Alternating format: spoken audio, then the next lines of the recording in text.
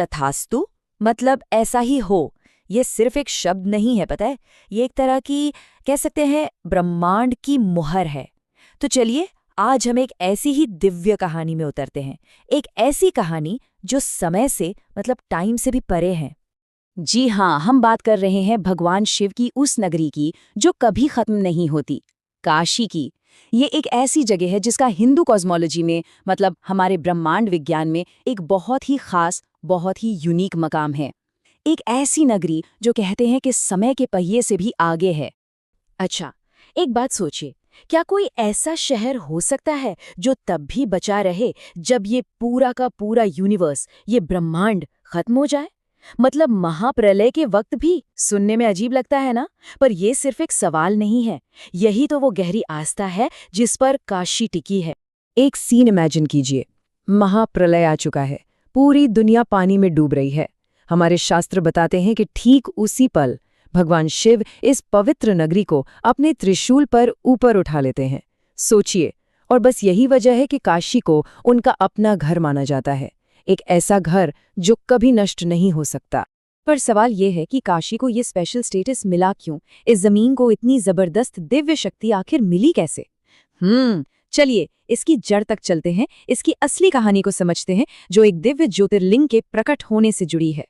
तो कहानी कुछ ऐसे शुरू होती है।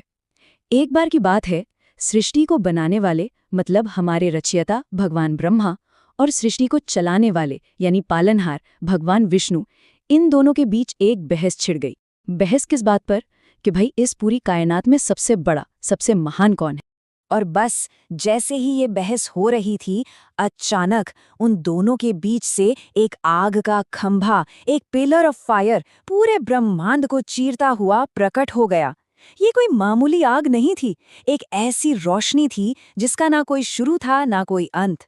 यही था ज्योतिर्लिंग, भगवान शिव की परम शक्ति का साक्षात रूप। अब दोनों में होड़ लग गई कि कौन इस खंभे का ओर छोर पता लगाएगा। तो देखिए, पहले स्टेप में क्या हुआ, भगवान विष्णु ने एक जंगली सुअर मतलब वराह का रूप लिया और इसका बेस, इसकी जड़ खोजने के लिए नीचे और नीचे जाते गए। दूसरी तरफ भगवान ब्रह्मा एक हंस बने और इसकी चोटी ढूंढने ऊपर और ऊपर उड़ते चले गए। लेकिन तीसरा स्टेप यह है कि दोनों में से कोई भी उस अनंत रोशनी का अंत नहीं ढूंढ पाया। और ठीक तभी उस आग के स्तंभ से खुद भगवान शिव प्रकट हुए और उन्होंने एक ऐलान किया, जो मुझे जान लेता है वही सच को जान लेता है। मतलब ये जो रोशनी का स्तंभ है, ये जो ज्योतिर्लिंग है, यही परम सत्य है। और जानते हैं ये कहाँ स्थापित है? जी हाँ, ये काशी में ही है। काशी की यही दिव्य कहानी उस सबसे बड़े आध्यात्मिक वादे को जन्म देती है जो लाखों करोड़ों लोगों को इस पवित्र शहर की तरफ खींच लाता है। और वो वादा क्या है? वो वादा है मोक्ष का। तो ये मोक्ष आखिर है क्या? देखिए, ये सिर्फ आज़ादी नहीं है, ये हमारी आत्मा की उस कभी न खत्म होने वाले साइकिल से पूरी तरह आज़ादी है। जन्म, मृत्यु, फिर पुनर्जन्म, इस पूरे चक्कर से हमेशा के लिए मुक्ति। कह सकते हैं कि ये जिंदगी का सबसे बड़ा, सबसे ऊंचा मकसद है। और काशी में ये आज़ादी एक बहुत ही अनोखे आशीर्वाद की तरह मिलती है। ऐसी मान्यता है, ऐसा विश्वास है कि जो कोई भी काशी में अपनी आखिरी सांस लेता है, खुद भगवान शिव उसके कान में तारक मंत्र सुनाते हैं और उसे इस जीवन मृत्यु के सागर से पार लगा देते हैं। और बस यही वो बात है जो इस कहावत को सच करती है कि काशी में मृत्यु भी मोक्ष बन जाती है। मतलब यहाँ पर द एंड असल में एक नई, एक डिवाइन बिगिनिंग है। लेकिन रुकिए, मोक्ष का ये जो वादा है ना, ये सिर्फ भगवान शिव के आशीर्वाद से ही पूरा नहीं होता। काशी की जो दिव्यता है वो एक पूरे डिवाइन इकोसिस्टम पर टिकी है। मतलब यहाँ और भी बड़े देवता रहते हैं जो इस शहर के आध्यात्मिक माहौल को पूरा करते हैं। यहाँ का सिस्टम बड़ा कमाल का है। देखिए, भगवान शिव तो परम सत्य हैं ही, उनके साथ है माता अन्नपूर्णा जो ये पक्का करती हैं कि यहाँ कोई भूखा ना सोए, वो जीवन और अन्न देने वाली हैं। फिर है माँ गंगा जो अपने पवित्र जल से हमारी आत्मा को साफ कर देती हैं।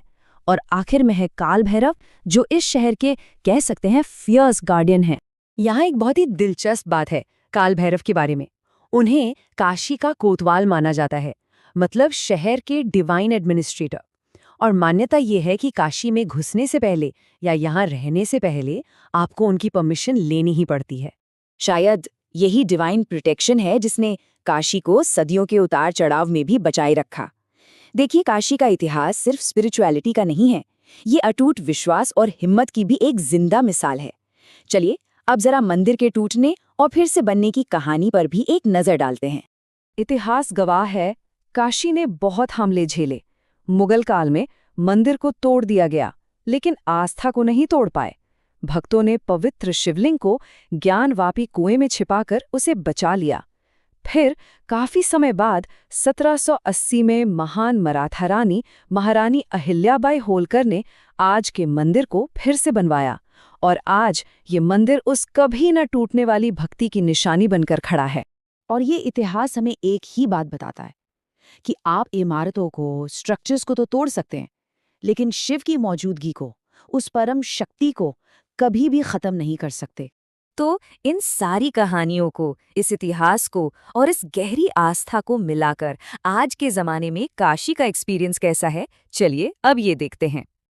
लाखों, जी हाँ, आज भी हर साल लाखों लोग काशी विश्वनाथ की यात्रा पर आते हैं और उनके मन में वही आस्था, वही विश्वास होता है जो सदियों से इस शहर की रूह में बसा हुआ है। आज के जमाने की तीर्थयात्री की ये शब्द सुनिए, ये बहुत कुछ कह जाते हैं। काशी आकर जीवन का अर्थ समझ आया। ये लाइन बताती है कि यहाँ आकर लोगों में पर्सनल लेवल पर कितना गहरा स्पिरिचुअल बदलाव आता है। और शायद यही सबसे जरूरी बात है, काशी विश्वनाथ सिर्फ एक मंदिर नहीं है, ये एक फिजिकल लोकेशन से कहीं कहीं ज्यादा है। असल में ये मुक्ति का दरवाजा है, एक ऐसा डोरवे जो हमें फानी दुनिया से रूहानी दुनिया की तरफ ले जाता है। तो आखिर में एक सवाल बचता है, काशी सिर्फ एक शहर है या हमारे अंदर की चेतना की एक स्टेट है? ये एक ऐसा सवाल है जिसका जवाब शायद हर किसी को अपनी यात्रा में, अपने सफर में खुद ही ढूंढना पड़ता है। ओम नमः शिवाय।